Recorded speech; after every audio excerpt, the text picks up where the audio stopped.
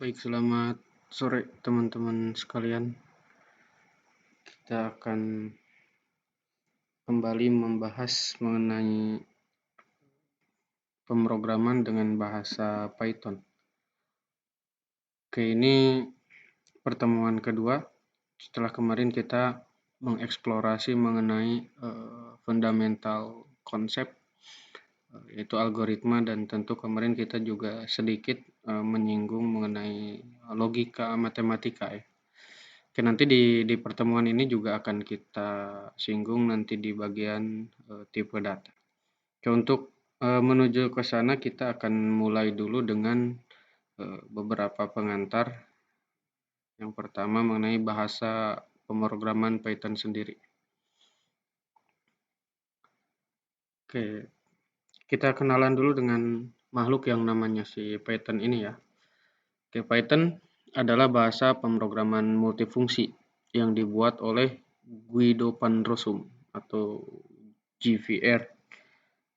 Nah, ini dirilis salah satu sumber menyebut 1980-an, sumber yang saya kutip menyebutkan 1991. Oke, si Guido van Rossum ini biasa disebut GVA. Ia dikenal di komunitas Python, kemudian menciptakan Python untuk menjadi interpreter yang memiliki kemampuan penanganan kesalahan dan mengutamakan sintaksis yang mudah dibaca serta dimengerti. Oke, dari poin ini setidaknya kita bisa menyoroti beberapa poin. Yang pertama yaitu bahwa Python ini dia merupakan jenis atau tipe bahasa pemrograman interpreter ya. Karena ada dua tipe bahasa pemrograman itu, dia pertama interpreter, yang kedua compiler. Interpreter itu adalah si mesin penerjemah yang bekerja, dia menerjemahkan dan mengeksekusi perintah satu demi satu. Ini kalau kita kemarin mempraktikkan algoritma sequence ya. Jadi perintahnya dieksekusi baris per baris gitu. Kemudian akan berlanjut baris pertama, baris kedua, dan seterusnya. Kalau compiler, nah ini mesin penerjemah yang semua perintahnya diterjemahkan terlebih dahulu. Nah, kemudian si mesin dia akan mengeksekusinya secara langsung. Misalkan di bahasa Pascal, di Fortran, di bahasa C, C++, COBOL, Java, dan lain-lain. Yaitu compiler. Oke, kemudian Python ini memiliki kemampuan penanganan kesalahan atau exception handling. Kemudian dia mengutamakan sintaksis ya, karena interpreter itu. Kemudian terakhir, ini mudah dibaca serta dimengerti atau readability ya. Oke, kemudian Python juga memilih untuk menggunakan indentasi untuk mengelompokkan blok kode. Oke, kita akan ketahui nanti blok kode itu apa. Kemudian ya dia berbeda dengan beberapa bahasa lain yang menggunakan simbol tertentu, misalkan kurung kulawal atau dolar, atau kalau di Pascal ada begin, ada end gitu, dan seterusnya. Oke, kemudian salah satu yang paling dikenal adalah penggunaan titik koma atau semikolon. Ini tidak menjadi wajib di Python. Nah, penggunaan semikolon cenderung dianggap bukan cara khas Python ya, atau non-Pythonic way. Begitu komunitas Python menyebutnya ya. Beda dengan kalau kita bekerja di Pascal misalkan, titik koma menjadi hal yang wajib, tertinggal ya akan error. Oke, di Python nggak wajib ya. Oke, sekarang kita akan coba mengapa sih harus belajar ini, mengapa harus Python, nggak bahasa pemrograman lain. Oke, setidaknya saya akan uraikan 10 alasan mengenai kenapa kita harus mempelajari Python. Oke, tentu yang pertama adalah dia open source. Si Python ini open source ya, gratis begitulah kira-kira. Anda tidak perlu crack untuk memperoleh ini. Anda biasanya kan pakai crack ya. Agar gimana caranya kita mau mempunyai sebuah aplikasi atau ya pengolah kata, pengolah angka.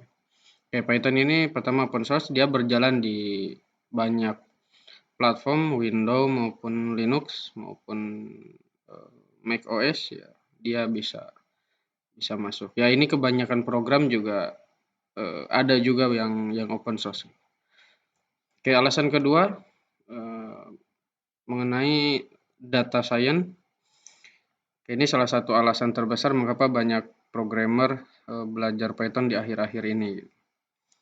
Nah, ini karena kita sedang menghadapi sebuah fenomena yang disebut sebagai ya, data science atau machine learning. Nah, bahkan padahal ada R programming yang dia bisa menghandle itu. Tapi di alasan lain nanti ada bahwa Python itu serbaguna ya, multipurpose. Oke, ya ini merupakan salah satu alasan bahwa si Python itu harus kita pelajari. Oke, kemudian alasan yang ketiga adalah machine learning. Ini alasan lain bahwa kita harus mempelajari Python akhir ini. Karena pertumbuhan machine learning ini sangat fenomenal dalam beberapa tahun terakhir dan dengan cepat bisa mengubah segala sesuatu di sekitar kita. Anda tahu ya Facebook, Anda tahu Twitter dan sebagainya. Facebook kan selalu contoh kecilnya ketika kita mengupload atau mengunggah foto, si Facebook sudah bisa dengan cerdasnya dalam tanda kutip menawarkan apakah kita mau menandai foto ini sebagai si A, si B, si C, dan seterusnya. Atau di beberapa gadget kita di handphone itu sudah banyak atau sudah booming kamera yang berbasis AI, sehingga ketika kita foto kita melakukan pemotretan, di sana sudah ada tulisan jenisnya teks atau bunga atau hewan, dia sudah tahu sih kameranya. Oke, kemudian ada juga yang bahasa pemrograman lain yang juga fokus ke machine learning gitu. Ya, ini menjadi alasan yang juga kuat untuk kita mempelajari Python. Di samping teman-teman juga mungkin akan mempelajari bahasa-bahasa lain. Dan kita tahu algoritma saat ini sangat canggih, semakin canggih hari ke hari. Misalkan penelusuran di Google selalu minta saran kata selanjutnya. Kalau ada seorang ilmuwan yang menyebutnya tuh dukun Google gitu. Karena dia bisa memprediksi tuh kondisi hari ini macet, kalau kita mau berangkat ke kota A dari kota A menuju kota B 5 hari kemudian misalkan, dia punya prediksi macetnya akan ada di mana saja. Dan nanti coba kita simulasikan ya. Seperti apa dukun Google itu ya. Kemudian ya ada chatbot saat ini yang dia dengan sendirinya otomatis bisa menjawab pesan kita. Beberapa provider kartu mungkin sudah menggunakan hal itu. Alasan selanjutnya adalah extensive libraries dan framework ya. Ini alasan ketiga dan keempat. Ya, salah satu kesamaan antara Python dan Java adalah banyaknya pustaka open source atau framework open source. Kemudian ya kerangka kerja, ya frameworknya tadi pustaka open source ya, library yang open source, dan modul-modul lain yang tersedia untuk melakukan apapun yang ingin Anda lakukan. Jadi misalkan di Python itu ada yang namanya Django, Flask. Kemudian kalau di Java punya Spring ya. Nah, itu membuat pekerjaan kita lebih sederhana, lebih mudah gitu karena dengan adanya si framework ini. Bahkan di library-nya juga ada banyak, misalkan ada NumPy, ada Skify untuk ilmu data science Python. Nah, ini si Python juga memiliki salah satu koleksi terbaik dari pustaka pembelajaran atau dari library machine learning ini. Misalkan tentang TensorFlow, Anda kalau mengalami kuliah tentang kalkulus vektor, Anda akan juga berkenalan dengan analisis tensor ya. Maka di Python ada juga TensorFlow, ada Keras, Pandas, dan masih banyak lagi. Nah, ada sebuah fakta yang menarik bahwa si Python ini dia mempunyai packaging index-nya mempunyai 85.000 modul dan script untuk bisa digunakan. Itu untuk mempermudah kinerja kita gitu. Oke, sehingga ya ini kenapa tidak berlebihan kiranya kalau kita sebut bahwa si Python ini salah satu bahasa pemrograman yang serbaguna ya. Artinya dia bisa, kalau kita analogikan, Anda tahu pisau Swiss Army ya, itu banyak fungsinya. Nah, kalau bahasa pemrograman eh, R, R programming itu kan untuk khusus tentang data science dan machine learning. Tapi tidak bagus kalau kita mau gunakan untuk web development atau pengembangan web. Nah, si Python ini dia ya data science bisa, machine learning juga bisa, pengembangan web juga bisa, game juga bisa, robotik juga bisa dan sebagainya. Kita bisa membuat web misalkan dengan menggunakan framework Django dan Flash. Dapat juga kita melakukan analisis data dengan framework tadi Science Python, Skippy, kemudian Scikit-learn, NLTK gitu. Ya kita bisa menggunakan Python ini untuk banyak hal ya. Kemudian ya ini alasan lain adalah komunitas, karena ketika kita terjun ke dunia pemrograman kita butuh orang lain. Ketika kita mengalami stuck ya atau macet gitu, atau dalam tanda kutip tidak ada ide lagi. Kalau ada ide tapi ini harus gimana mengeksekusinya.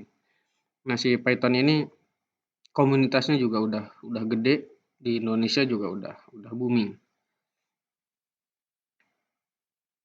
Oke, kemudian alasan lain mengenai easy and simplicity. Mudah dan ya sederhana. Kita kalau mau pakai Pascal dulu misalkan, kita harus butuh deklarasi di awal, sintaksnya juga agak lumayan. Python ini sangat mudah dan sederhana, sehingga tadi tidak berlebihan kalau kita bilang bahwa ini mudah dibaca, ini pemrogramannya juga sangat sederhana. Kita tidak akan berurusan dengan masalah class path seperti di Java atau masalah compiler seperti di C++ ya. Cukup install Python, selesai semua masalah.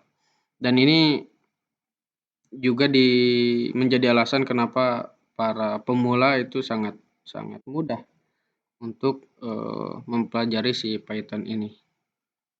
Kemudian Python ini sangat baik, excellent for AI, Enterprise Application Integration, atau integrasi aplikasi perusahaan. Ya, ini efek lanjutannya adalah orang yang sangat menguasai bahasa pemrograman ini untuk akhir-akhir ini dimungkinkan ya dia terbuka lapangan kerjanya.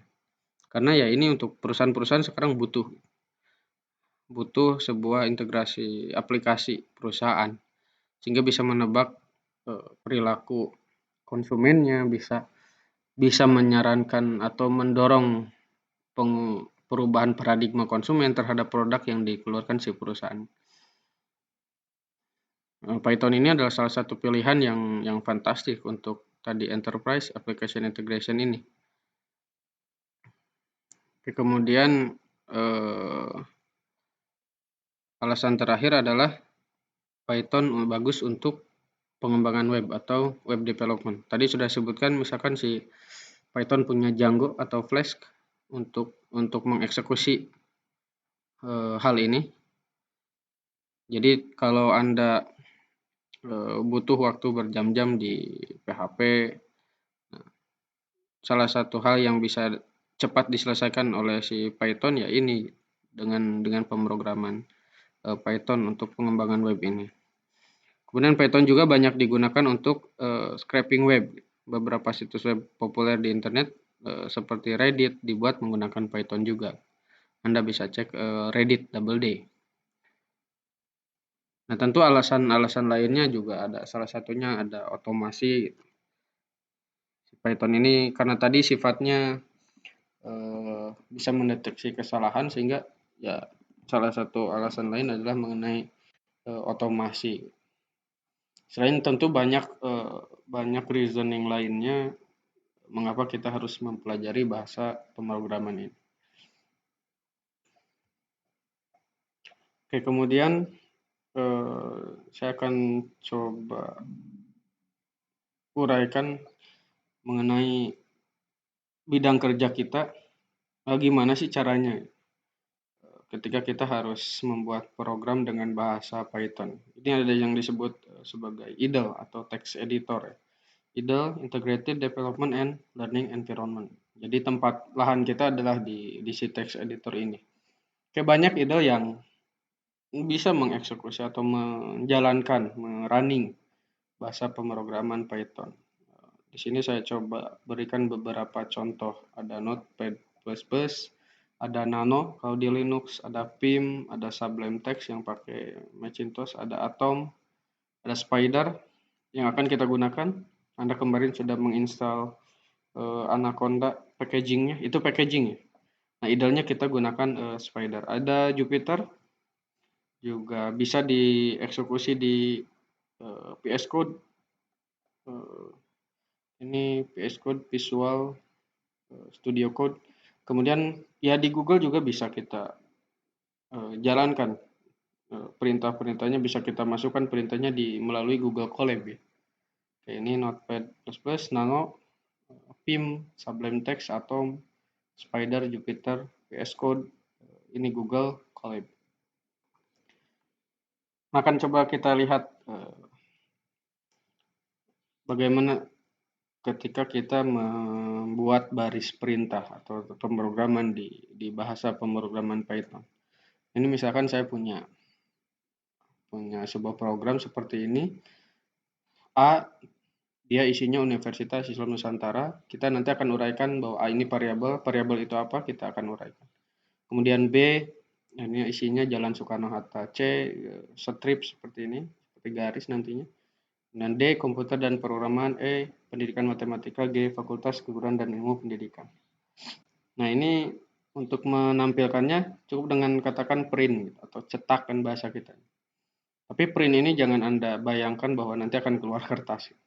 Ini untuk menghasilkan outputnya. Oke, print C, kemudian ini ada \n, artinya kita akan mengeksekusi baris baru, langkah satu baris, sehingga ketika kita mencetak A, si universitas ini, kemudian baris baru lagi mencetak B, dan seterusnya. Oke, hasilnya adalah seperti ini outputnya. Ini Universitas Islam Nusantara, Jalan Soekarno-Hatta, nomor 530 Bandung. Nah, mata kuliah, titik 2 komputer dan pemrograman, program studi, titik 2 pendidikan matematika, fakultas, titik 2 fakultas keguruan dan ilmu pendidikan. Kita hanya melakukan dengan bahasa seperti ini. Oke, backslash T, ini untuk tab, kurang lebih 4 kali spasi kalau mau diukur. Ini untuk tab, sehingga akan menjorok gitu. Akan menjorok dari pinggir. Nah, ini bisa kalau di Word kan Anda cukup memakai tab rule, aturan tab agar rapih seperti ini. Ya, di Python juga bisa kita membuat sebuah dokumen yang rapih. Ini salah satu contoh program awal kita nanti. Oke, kemudian saya akan kenalkan beberapa petunjuk agar kode kita mudah dibaca. Jadi si kode itu ketika kita buat ya, yang membaca tidak hanya user yang akan menikmati hasil program kita. Kalau Anda bekerja dengan berkolaborasi dengan orang lain, kode kita harus juga bisa dibaca oleh orang lain. Maka dari itu butuh yang namanya style guide ya, semata-mata untuk itu, agar kode kita bisa dibaca oleh orang yang berkolaborasi dengan kita. Oke, yang pertama guide style atau style guide-nya mengenai indentasi ya. Jadi kita akan menggunakan 4 spasi pada setiap tingkatan indentasi. Kemudian Python tadi disebutkan bahwa dia menggunakan indentasi untuk menulis kode bertingkat atau menandai blok kodenya. Nah, statement yang memiliki indentasi yang sama dan diletakkan secara berurutan dikenali sebagai block statement atau blok pernyataan oleh si Python dan akan dijalankan secara berurutan. Blok pertama, blok kedua, dan seterusnya. Kayak ini misalkan kita punya statement paling atas. Statement ini punya blok di bawahnya ada tingkat 2, ada tingkat 2 dari yang kedua, angka tingkat 3. Ketika kita buat blok baru ya nanti akan ditulis di sebelah sini lurus dengan baris pertama. Kemudian baris keempatnya misalkan akan berkaitan dengan baris kelimanya misalkan berkaitan dengan turunan pernyataan dari baris sebelumnya ya juga akan menjorok. Yaitu salah satu style guide mengenai indentasi. Sehingga orang yang membaca program kita bisa ngerti, oh ini sampai sini blok pernyataannya, oh ini sampai sini dan seterusnya. Oke, kemudian baris lanjutan. Oke, misalkan ya ini ada beberapa hal yang juga disarankan untuk kerapian kode. Ya, ini opsi pertama, rata kiri dengan kurung atau pemisah argumen. Ya, misalkan saya punya variabel foo, ini isinya long function name. Nah, ini kan kurung buka variabel pertama, kedua, ketiga, keempat. Ketiganya karena dia baris lanjutan dari yang baris 3 ini. Oke, maka agar orang bisa ngerti ya ini kita sejajarkan. Sejajarkan variabel 1, variabel 3 penulisnya kita sejajarkan. Oke, kemudian contoh kedua misalkan kita menambahkan indentasi ekstra. Jadi level indentasi baru untuk memisahkan parameter dari bagian lainnya. Ini kalau kita belajar mengenai fungsi, misalkan kita pertama mendefinisikan bahwa long function name, nama fungsinya apa, dan kemudian kurung buka. Selanjutnya ini kita tulis variabelnya. Nah, kemudian print ini ya, variabel keempat ini sengaja digunakan indentasi ekstra yang tidak lurus dengan variabel 1. Itu untuk memisahkan bahwa ini masih satu argumen dengan ini, satu statement atau satu parameter, satu pernyataan. Atau ini parameter untuk fungsi yang sebelum. Kemudian print variabel 1 misalnya. Oke, opsi ketiga hanging indent dengan penambahan level indentasi saja. Oke, seperti ini. Ya ini tadi tidak, parnya tetap sejajar, par 1 dengan par 3 tetap sejajar. Karena ini nama variabel, oke ini parameternya seperti apa. Ini baris lanjutan, misalkan ini dibuat jadi sejajar. Ada hal yang tidak disarankan, kayak misalkan yang ini berlawanan dengan opsi tadi, opsi pertama. Ya ini orang mungkin akan bingung. Par 3, par 4 ini ikut ke mana? Apa ke variabel ini atau ke mana? Oh, ternyata dia sebenarnya ada di dalam kurung ini. Atau contoh kesalahan keduanya sulit dibedakan antara baris lanjutan dengan fungsi baru. Kan print ini kan baru. Jadi kalau ini di satu baris kan kita tidak menambahkan level indentasi ekstra, ya ini akan juga jadi keliru kalau dibaca gitu. Seperti itu. Oke, catatannya adalah bahwa 4 spasi ini bersifat opsional ya pada baris lanjutan. Intinya bahwa kode itu bisa dibaca gitu. Mau pakai 2 spasi juga nggak ada masalah. Jadi 4 itu bukan berarti aturan baku. Oke, bagaimana kalau kita punya pernyataan kondisional menggunakan if misalnya. Oke, saat menulis pernyataan kondisional pakai if, ditemukan penulisan yang terkadang tidak cukup dituliskan dalam satu baris. Kita butuh baris baru. Atau menggunakan beberapa operasi ya. Misalkan tambah, kurang kali bagi. Dalam satu baris itu butuh beberapa operasi yang menyulitkan apabila digabung berturut-turut. Nah, Python tidak memberikan panduan spesifik sebenarnya. Nah, mengingat kondisi yang dihadapi programmer mungkin berbeda-beda. Ya, intinya tadi kita akan memfasilitasi rekan kerja kita agar mudah membaca hasil program kita, hasil kode kita. Oke, misalkan contoh pertama, kita if, nanti ada sebuah kondisi dan, nah itu operasinya kan, kondisi lain. Oke, jika terjadi sebuah kondisi dan kondisi lainnya, lakukan sesuatu. Jadi, ini tanpa mengubah indentasi. Contoh kedua adalah kita menambahkan blok komentar sebelum mengeksekusi. If sebuah kondisi dan kondisi lain, nah mengingat keduanya benar lakukan hal berikut. Nah ini ada komentar, ada blok komentar yang tanda merah ini. Oke, yang ketiga, misalkan kita menambahkan ekstra indentasi agar kita tahu bahwa yang baris ketiga ini masih bagian dari logika dari baris kedua juga gitu, sebelum melakukan then-nya itu atau lakukan sesuatunya itu.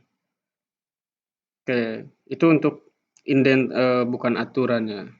Artinya panduan untuk indentasi ketika pernyataan kita berbentuk kondisional. Selanjutnya menitap atau spasi lagi ada. Oke, spasi adalah model yang disarankan PP 008, pengecualian pada kode yang sudah menggunakan tab sebelumnya. Nah, sejak versi 3, si Python tidak memperbolehkan pencampuran antara tab dan spasi untuk indentasi. Misalkan baris keduanya 4 kali spasi, baris ketiga tab, ya itu tidak diperbolehkan ya. Nah, kemudian kita bisa menggunakan fasilitas find and replace untuk mengganti tab atau memanggil kode yang kita inputkan kalau di Python 2. Kalau di Python 2 dia bisa kita cari dengan strip T atau strip double T untuk cari error. Di sebelah mana bahwa kondisi tab dengan spasi bercampur. Nah, kemudian panjang baris, usahakan setiap kode hanya ada 79 karakter ke samping. Lebih dari itu kita pakai baris lanjutan aja gitu. Nah, untuk komentar atau dokumentasi, blok-blok komentar itu kita bisa gunakan setidaknya 72 karakter. Direkomendasikan tidak melebihi 72 karakter. Nah, pembatasan panjang baris maksimum akan memudahkan pengguna lain membuka lebih dari satu window editor atau jendela pengedit secara berdampingan. Misalnya untuk melakukan review atau perbandingan kode. Misalkan dia punya 2 idle yang langsung dibuka, 2 jendela, kemudian akan dibandingkan kode kita dengan kode yang lain. Nah, agar tidak menyusahkan, nah sehingga ada pembatasan panjang baris. Ya tujuannya tadi sekali lagi untuk agar kode kita mudah dibaca. Nah, panjang kode setiap baris yang dibatasi akan memudahkan Anda atau teman kita atau yang lainnya jika menggunakan kode review tools untuk menunjukkan 2 versi berbeda secara berdampingan. Oke. Panduan selanjutnya mengenai baris kosong. Seperti di kode tadi ada satu baris yang kita langkahi, kita kosongkan. Nah, misalkan ini penambahan 2 baris kosong disarankan pada top level function dan class definition. Ini ya tadi lagi-lagi untuk agar kode kita bisa dibaca. Untuk setiap deklarasi metode dipisahkan dengan 1 baris kosong. Penambahan baris kosong ini dapat dilakukan apabila dibutuhkan, misalnya untuk memisahkan gabungan beberapa fungsi yang memiliki fungsi terkait atau untuk meningkatkan keterbacaan kode. Oke, memang tujuannya lagi-lagi ke sana. Kemudian pemisahan baris kosong tidak diperlukan jika deklarasi fungsi atau metodenya bersifat satu baris one-liner. Umumnya untuk fungsi atau metode yang belum diimplementasikan secara penuh. Oke, kemudian di Python itu karena library-nya juga banyak, kita bisa melakukan import library. Nah, import ini aturannya, yang pertama adalah saat kita melakukan import library, lakukan import setiap library pada baris berbeda. Oke, misalkan kita akan import OS, import SYS. Lakukan dua baris berbeda. Oke, tidak disarankan import SYS, OS. Tidak disarankan, akan bingung nanti.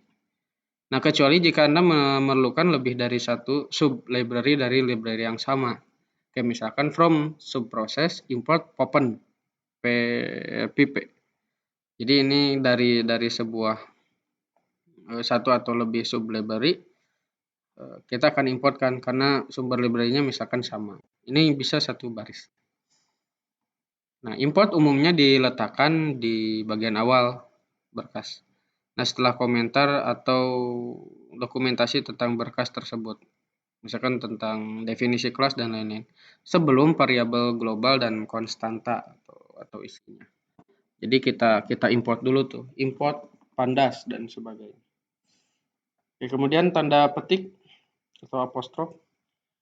Oke, petik tunggal dan petik ganda dianggap sama oleh Python. Ini ketika kita menginputkan tipe data string seperti tadi, tulisan Universitas Islam Nusantara. Itu tadi pakai kutip ganda, tanda petik ganda. Kalaupun mau pakai tanda petik satu nggak ada masalah. Oke, itu dianggap sama oleh Python.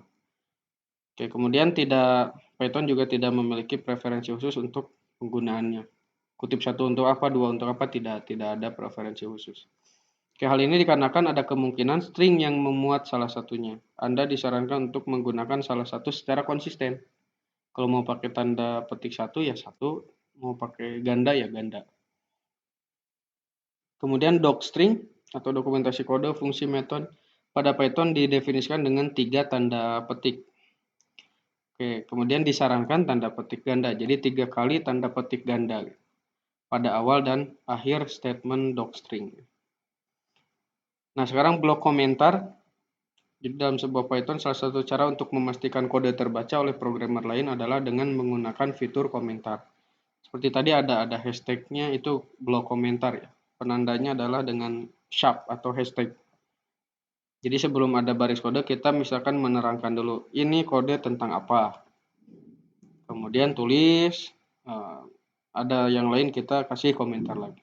Itu akan memudahkan sesama programmer ketika saling membaca program hasil kerjanya. Oke, pastikan komentar terupdate dan tidak mengalami kontradiksi dengan kode yang ada. Ini kode tentang penjumlahan, padahal isi kodenya perkalian. Nah, itu kan kontradiksi. Nah, komentar dituliskan dalam kalimat utuh dengan memperhatikan penulisan. Ya, Anda bisa gunakan bahasa baku atau bahasa yang mudah dimengerti oleh rekan kerja Anda. Nah, blok komentar diindentasi setara dengan kode yang dijelaskan.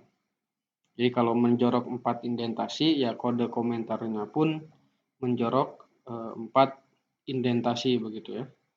Nah, setiap barisnya diawali dengan sharp atau hashtag dan sebuah spasi, serta setiap paragrafnya dimulai pada baris baru. Itu untuk ketentuan di komentar.